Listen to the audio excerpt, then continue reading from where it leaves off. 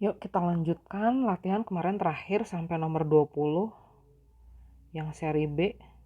Nah ini saya kasih judul videonya seri yang C. Kita lanjut nomor 21 sampai 30 ya, biar videonya nggak kepanjangan. Oke, nomor 21. Di sini ada dua unsur X dan Y. Unsur X ini ada di blok S karena elektron terluarnya ada di sukulit 3S.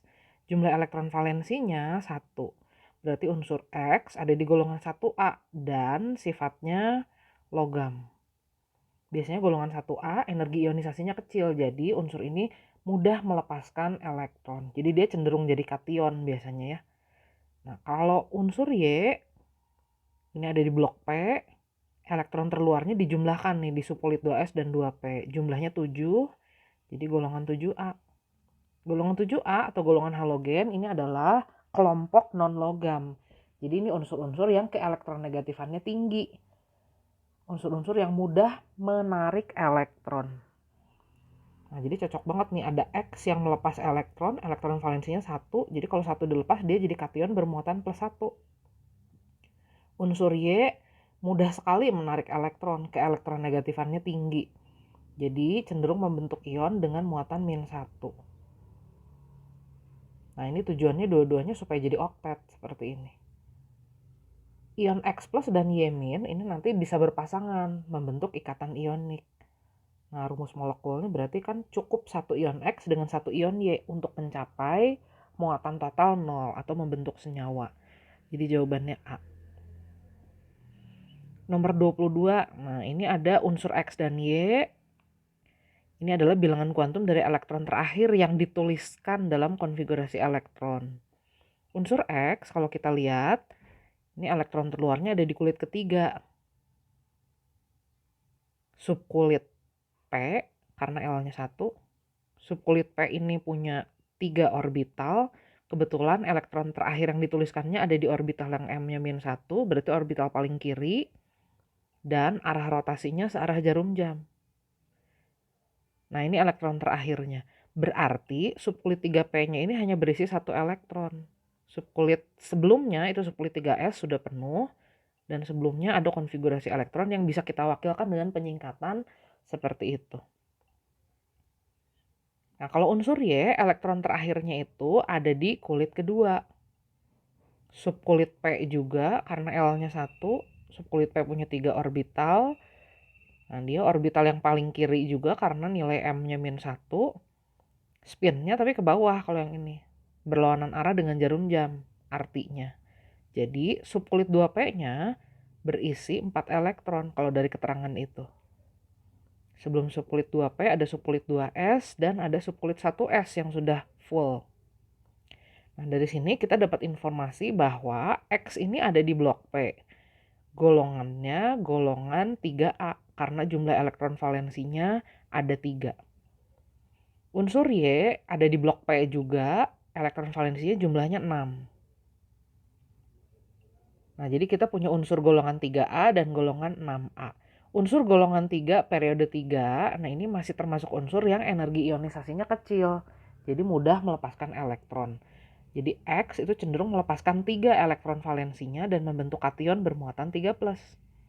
Kalau Y gimana? Y ini elektron valensinya 6. Jadi supaya mencapai konfigurasi oktet, dia akan menerima 2 elektron.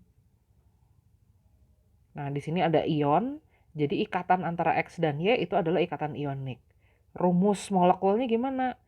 Nah, setiap 2 ion X itu nanti harus berpasangan dengan 3 ion Y supaya total muatannya 0. Jadi rumus molekul yang terbentuknya adalah X2 Y3.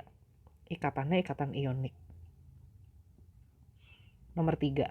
Unsur X terletak pada golongan alkali tanah. Golongan alkali tanah ini golongan 2A. Periode 4. Berarti pasti logam ya. Unsur Y berada pada golongan halogen. Golongan halogen itu golongan 7A periode 2. Nah sifatnya pasti non-logam nih kalau golongan 7A. Kalau keduanya berikatan, nanti rumus molekul yang terbentuknya apa? Ini ada unsur logam dan non-logam. Unsur logam energi ionisasinya kecil, jadi mudah melepaskan elektron. Kalau elektron valensinya ada 2, jadi 2 elektron dilepas. Dia akan membentuk kation bermuatan 2+. Nah, kalau Y ada di golongan 7A biasanya cenderung menarik satu elektron supaya oktet. Jadi dia akan bermuatan 1 min. Nah, kalau ada ion X2 plus dan Y1 min, berarti setiap satu ion X itu harus dipasangkan dengan 2 ion Y. Supaya terbentuk senyawa itu muatannya harus netral. Jadi senyawa yang terbentuk adalah senyawa XY2, ikatannya ikatan ionik. Nomor 24, diketahui ciri-ciri suatu molekul. Lelehan dan larutannya menghantarkan listrik. Nah, ini fix, ini ciri-ciri senyawa ionik. Yang lelehannya menghantarkan listrik, itu biasanya senyawa ionik. Sebenarnya senyawa logam juga sih ya. Nomor 2, terjadi karena serah terima elektron. Ini juga ciri-ciri dari senyawa ionik. Biasanya logam menyerahkan elektron, non-logamnya menerima elektron. Padatannya bersifat rapuh. Nah, ini juga ciri-ciri senyawa berikatan ionik. Kita ditanya nih, pasangan unsur yang dapat membentuk molekul dengan ciri-ciri di atas adalah, ini kita berarti akan mencari pasangan yang terdiri dari unsur logam dan non-logam supaya terbentuk molekul ionik. Nah, cara ngecek logam atau non-logamnya gimana? Kita lihat aja nih, litium kan ada di golongan 1A. Oksigen di golongan 6A, logam dan non-logam tuh. Kalsium ada di golongan 2A. Klor ada di golongan 7A, itu juga logam dan non-logam. Nah, kalau hidrogen kan nomor atomnya hanya 1. Hidrogen ini walaupun ada di golongan 1A, dia termasuk unsur non-logam karena hidrogen ini sifat logamnya lemah. Energi ionisasinya aja paling tinggi ya di antara unsur-unsur golongan 1A yang lain. Karbon ini golongan 4A. Sifat logamnya lemah, dia lebih cenderung bersifat non-logam. Sulfur dan fluor juga gitu. Sulfur golongan 6A, fluornya golongan 7A, jadi itu unsur-unsur non-logam. Jadi jawaban yang tepatnya 1 dan 3. Nomor 25, kita ditanya pernyataan yang tepat mengenai ikatan logam. Kalau diingat lagi di pelajarannya, ikatan logam itu terbentuk dari atom-atom logam, inti-inti atom logam yang saling berdekatan. Inti atom itu muatannya positif ya karena di situ ada proton. Nah, inti-intinya berdekatan. Terus elektronnya ada di mana? Nah, elektronnya itu bergerak mengitari inti, tersebar atau terdelokalisasi, membentuk lautan elektron katanya ya, atau awan elektron. Nah, strukturnya itu kayak begini ikatan logam. Ini yang menyebabkan logam punya sifat-sifat tertentu, seperti dia bisa dibentuk, bisa ditempa, bisa dipanjangkan, kan bisa dijadikan kabel ya, berarti dia bisa dipanjangkan sampai diameternya kecil banget. Jadi pernyataan yang tepat yang mana nih? Nah, nomor 1 katanya merupakan kumpulan elektron dengan proton yang terdelokalisasi. Ini terbalik. Harusnya kumpulan proton dengan elektron yang terdelokalisasi atau tersebar. Kebalik itu. Bersifat konduktor panas dan listrik, betul. Kenapa sih dia bisa menghantarkan panas dan listrik? Karena strukturnya yang itu, elektronnya tersebar, jadi elektron bisa mudah sekali bergerak. Pergerakan elektron itu adalah arus listrik. Kemudian sifatnya keras dan rapuh. Nah, ini enggak, ini ciri-ciri dari ikatan ionik yang keras dan rapuh. Karena ikatan ionik itu kan dia terdiri dari ion positif sama ion negatif kan. Nah, anggap aja kita punya senyawa ionik, jadi dia kumpulan ion-ion kayak begitu. Nah, kalau ini kita geser sedikit aja, kalau kena beban gitu, terus begitu dia digeser.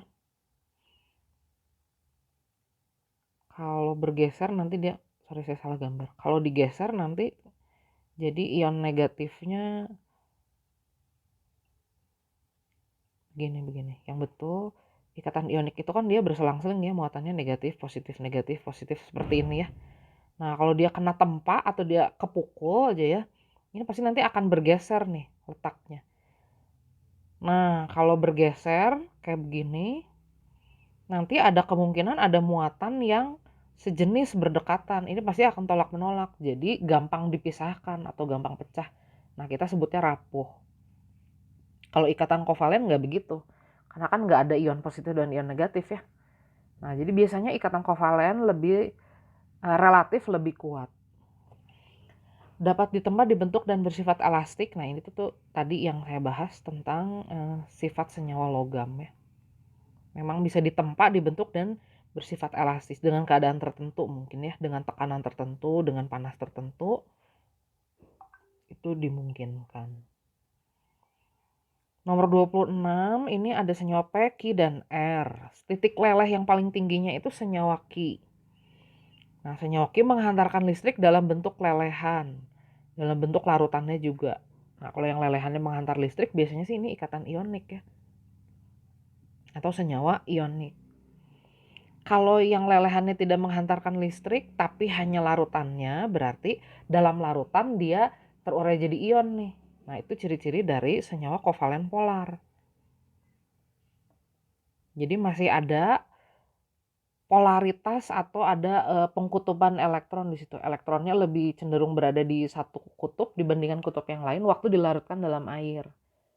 Nah, itu memungkinkan senyawa ini menghantarkan listrik. Kalau yang R dia udah nggak menghantarkan listrik dalam bentuk lelehan, dalam bentuk larutannya juga enggak. Nah, berarti ini adalah senyawa kovalen nonpolar.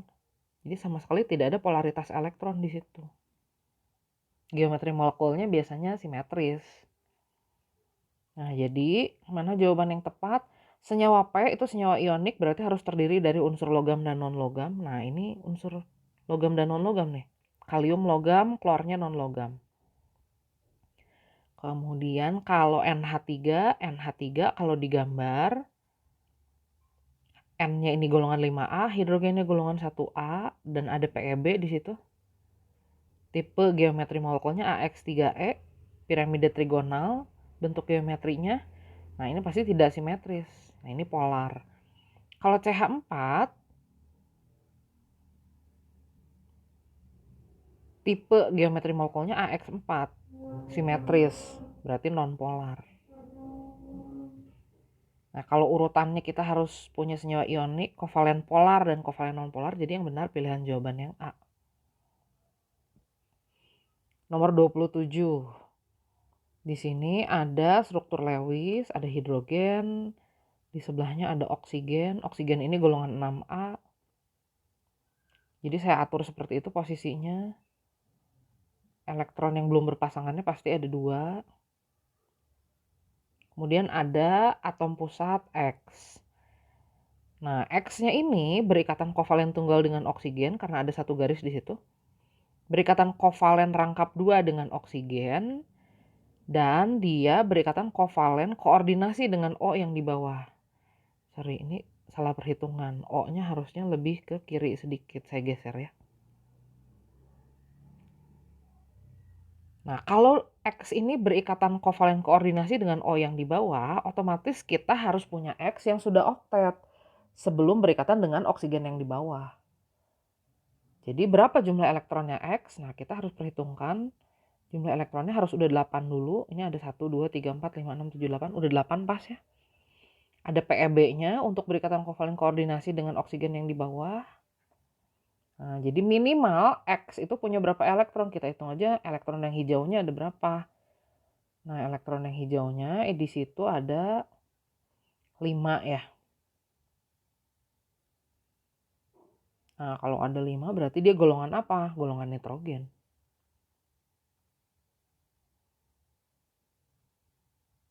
Minimal 5 sih ya. Bisa nggak lebih dari 5? Bisa sih kalau dia masih punya PeB di situ juga tidak akan ada yang menyalahkan. Tapi minimal dia golongan 5A ya. Nomor 28. Ini kita ditanya mana senyawa yang memiliki ikatan kovalen rangkap 3. Nah, kalau oksigen sama oksigen itu ikatannya pasti ikatan kovalen rangkap 2. Kenapa? Karena oksigen kan golongan 6A kurang 2 elektron ya untuk mencapai kestabilan. Jadi nanti akan dipakai bersama tuh 2 pasang elektron yang ada di tengahnya. Nitrogen ini golongan 5A. Single elektronnya kan pasti ada 3 ya. Gitu. Masing-masing nitrogen ini kurang 3 elektron untuk mencapai kestabilan. Nah, jadi dipasangkan aja 3 elektronnya. Supaya apa? Supaya masing-masing nitrogen oktet. Nah, di situ akan ada ikatan kovalen rangkap 3. Di sini nitrogen yang kiri oktet, hitung aja elektronnya jadi ada 8, yang di kanan juga. Kemudian kalau karbon di sulfida gimana? Karbon ini golongan 4A, sulfur golongan 6A. Karbon kurang 4 elektron supaya jadi oktet, jadi dia akan memasangkan 4 elektron yang belum berpasangannya masing-masing dengan sulfur yang di kiri dan di kanan. Sehingga sulfurnya oktet, karbonnya oktet, sulfurnya oktet lagi. Nah, ini ada ikatan kovalen rangkap 2 buah. Kemudian di sini kita punya juga ada C2H2. C elektron valensinya ada 4, golongan 4A. Hidrogen elektron valensinya 1. Hidrogennya harus duplet. Nah, supaya karbonnya jadi oktet, di sini akan terbentuk ikatan kovalen rangkap 3. Tuh, jadi elektron dari karbonnya udah jadi 8. Di kesimpulannya yang punya ikatan kovalen rangkap 3 ya nomor 2 dan 4. Nomor 29, kita ditanya jumlah ikatan kovalen koordinasi. Yang pertama dalam senyawa XeOF2. Xe ini golongan 8A. Sebenarnya dia udah oktet. Tapi unsur golongan 8A yang periodenya agak ke bawah seperti Xe ini ternyata masih punya nilai keelektronegatifan. Jadi dia masih bisa berikatan dengan unsur lain. Nah, kalau Xe berikatan dengan fluor itu harus ikatan kovalen tunggal karena nggak mungkin koordinasi ya. Karena fluornya cuma kurang 1 elektron, nggak kurang sepasang. Beda kalau oksigen kan kurangnya sepasang.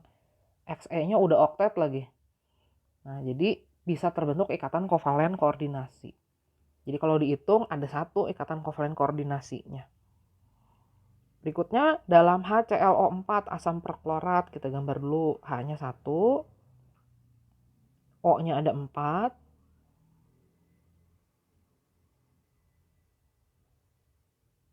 Ini saya kondisikan dulu supaya nanti pas. Terus atom pusatnya klor. Klor golongan 7A. Kalau mau tahu golongannya lihat dari sini aja ya. Ada nomor atom, kamu bisa tuliskan konfigurasi elektronnya, nah nanti jadi tahu golongannya. Oke, kita mulai dari hidrogen supaya duplet, nanti dia akan memakai bersama sepasang elektron dengan oksigen yang di sebelah kanannya. Oksigen nanti memakai elektron dengan hidrogen dan klor, jadi dia juga oktet. Nah, sekarang klornya sudah oktet nih. Gimana dengan oksigen yang di atas, di kanan, dan di bawah? Karena masing-masing atom oksigen kurang sepasang elektron yang di atas kanan dan bawah, dan klornya punya pasangan elektron bebas, jadi di situ bisa terbentuk ikatan kovalen koordinasi. Jadi ada 3 ikatan kovalen koordinasinya. Sekarang kita lanjut ke H3PO4. Asam fosfat ini namanya. Hidrogennya ditaruh di paling luar karena elektron valensinya hanya 1. Oksigennya ada 4. Jadi saya gambar di situ. Tujuannya apa sih ya? Supaya terkoneksi dengan hidrogen dan terkoneksi ke tengah juga ya, nanti ke atom pusatnya. Atom pusatnya fosfor.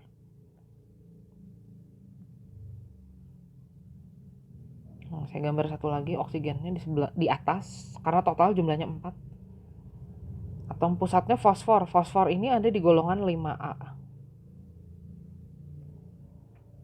Nah, hidrogen dan oksigen nanti masing-masing berikatan kovalen di situ. Yang di bawah juga. Tinggal oksigen yang di atas kurang sepasang elektron dan fosfornya sudah oktet. Jadi di situ bisa ada ikatan kovalen koordinasi. Ada 1 ikatan kovalen koordinasinya. Next, H2SO4 hanya ada 2. O-nya ada 4. O golongan 6A.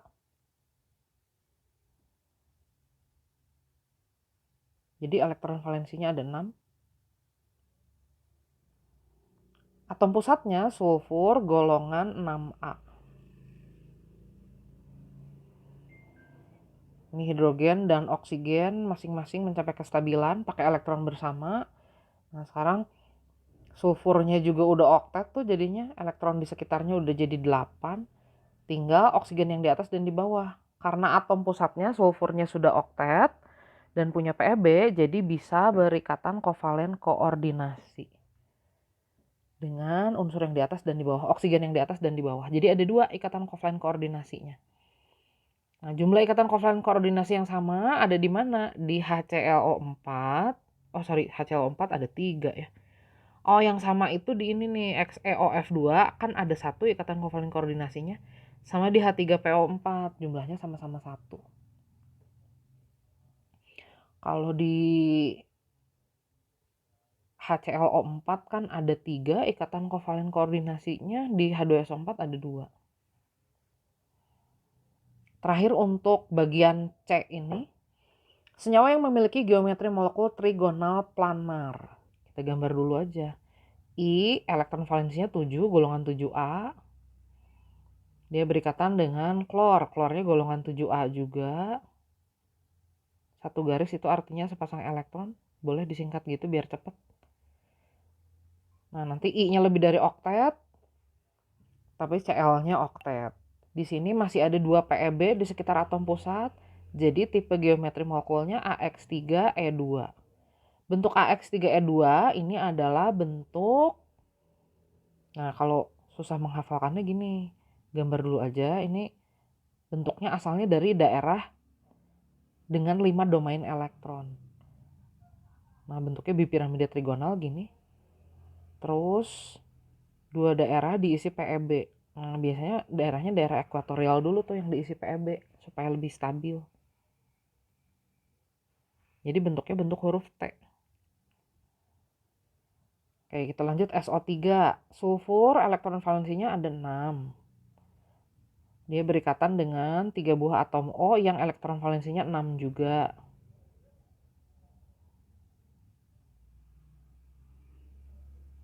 Nah, di sini ada ikatan kovalen rangkap 2. Jadi sekarang oksigen paling kiri dan sulfur sudah oktet.